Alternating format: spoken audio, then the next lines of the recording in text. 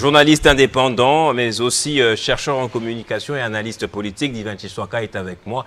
Bonsoir, cher confrère. Bonsoir, Gaëtan Kabouya. Ah, Koubamoranzi Kabouya. C'est bien de m'appeler Kabouya. C'est très rare que je l'entends, en tout cas. Merci beaucoup. Très peu de gens savent que je m'appelle aussi Kabouya. Merci. Alors, Divin Chiswaka, on va rentrer directement dans le vif du sujet. On parlera de ces différentes tendances qui se dessinent de plus en plus. Il y a les camps de ceux qui veulent du dialogue, il y a ceux qui s'y opposent, mais il y a Jean-Pierre Bemba qui vient, qui brouille un peu les cartes.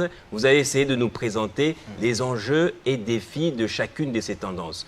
Les pro-dialogue, qu'est-ce qu'il y a à gagner, qu'est-ce qu'il y a à perdre?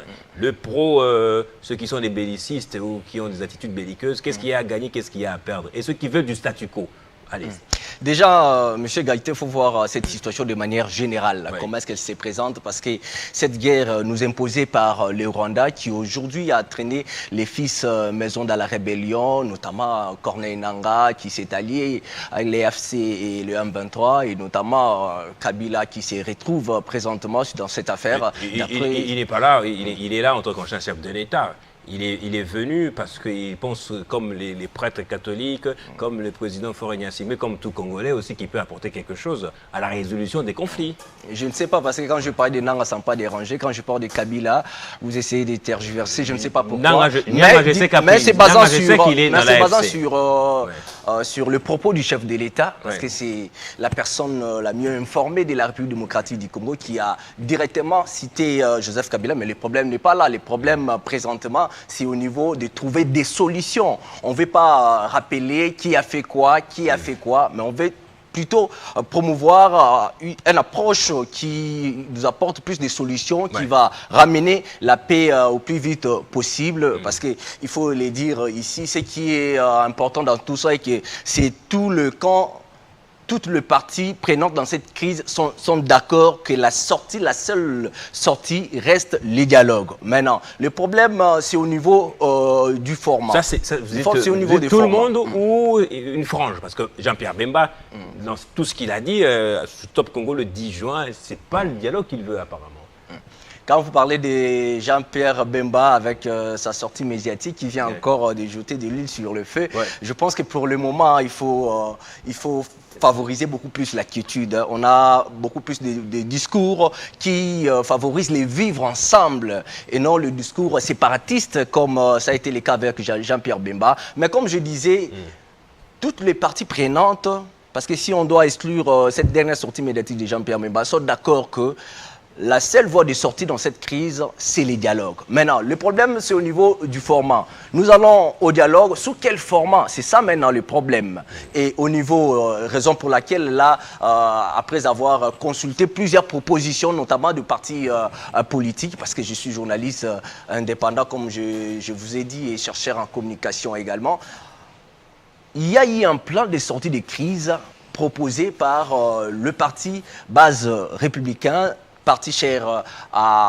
au président national Igonsundi Nzala, qui a rendu public un plan de sortie des crises qui prend en compte, parce que quand on parle de dialogue, ça doit être de manière globalisante, parce qu'au niveau de la sous-région également, il y a des acteurs qui sont impliqués au niveau de la sous-région, parce que vous avez déjà le président du Rwanda qui est impliqué, vous avez d'une manière ou d'une autre le président de l'Ouganda également qui a un rôle à jouer s'il faut attaquer ces dialogues au niveau de la sous-région également, qui a un mot à dire, et vous avez au niveau interne... Paul Kagame, qui est l'agresseur, il a aussi un mot à dire dans cette affaire. Effectivement, je l'ai cité, le président du Rwanda. Non, je pose la question, il a un mot à dire, bien qu'il soit agresseur aussi. Il a un rôle à jouer. Il a un rôle à jouer. Et il y a également au niveau interne, il y a les groupes armés.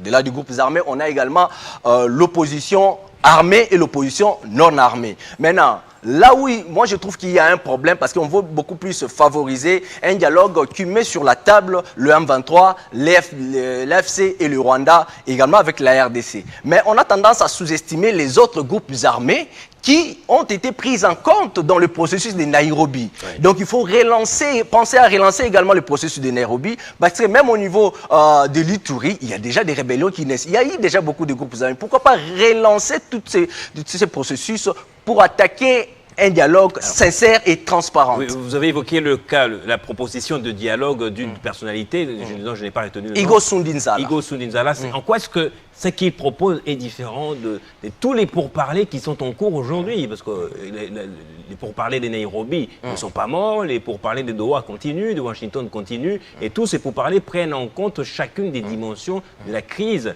complexe en RDC.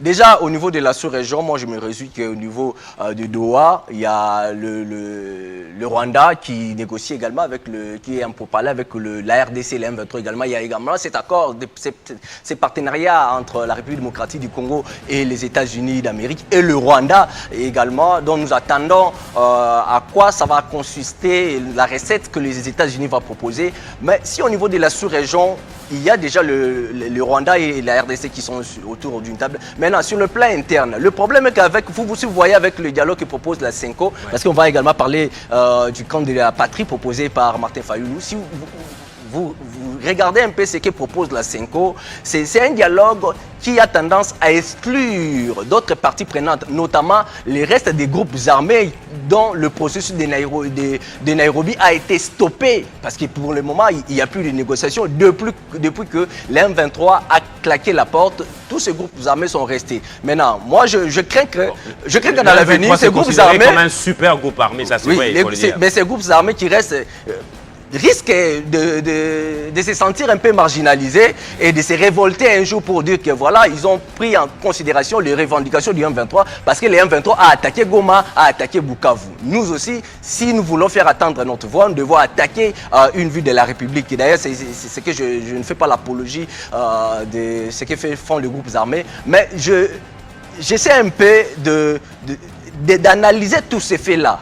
Tous ces faits-là, Bénin, qu'on est en train de négliger, qui peut nous coûter cher. Parce que présentement, s'il y a l'opposition, si aujourd'hui on parle du dialogue de la CENCO, parce que l'opposition congolaise n'a pas su proposer de plan de sortie de crise. Raison pour laquelle tous ces acteurs politiques vont derrière la CENCO, parce qu'ils n'ont pas su proposer. Parmi eux... Ça n'aurait pas été facile pour l'opposition de proposer quelque chose qui serait acceptable ou accepté par le pouvoir. C'est juste une chance d'avoir une CENCO qui peut être vue comme l'église au milieu du village, comme un personnage ou une entité neutre dans toute cette affaire. Ça dépend de la teneur de ce qu'on propose, effectivement. Parce que quand je vous parle aujourd'hui du plan des sorties des crises... Martin Fayoulou a proposé quelque chose. Il nous reste plus de temps, en tout cas. Quand je parle de ce plan de sortie des crises du parti politique, la base républicaine, c'est parce que c'est un plan qui, vraiment, j'ai eu le temps de le lire. D'ailleurs, c'est déjà en ligne, c'est rendu public. Vous pouvez les consulter, mais pour chuter rapidement, parce que nous sommes à la fin, je profite de cette occasion, si vous voulez, pour présenter mes condoléances à la famille biologique du fait Wapanga Kabasele, qui a été tué, et également à sa famille politique. Là, je vois le secrétaire général ad intérim de l'UDPS, Deo Bizibou Balola, et toute le crème intellectuelle de l'UDPS, Tshisekedi. Merci beaucoup, l'UDPS Tshisekedi, qui est pluriel en tout cas. Merci d'être passé, Divin Tshiswaka. Merci à vous, Gaëtan. Merci à vous aussi pour votre fidélité. C'est la fin de ce Kin Direct. Il y a le générique qui me le rappelle en tout cas instamment. Merci à Jocelyn Toumba, Dédé Sonsois et toute l'équipe ici en plateau, tous les caméramans. Et je termine par souhaiter à nouveau un heureux anniversaire au chef de l'État, Félix Tshisekedi. Ciao.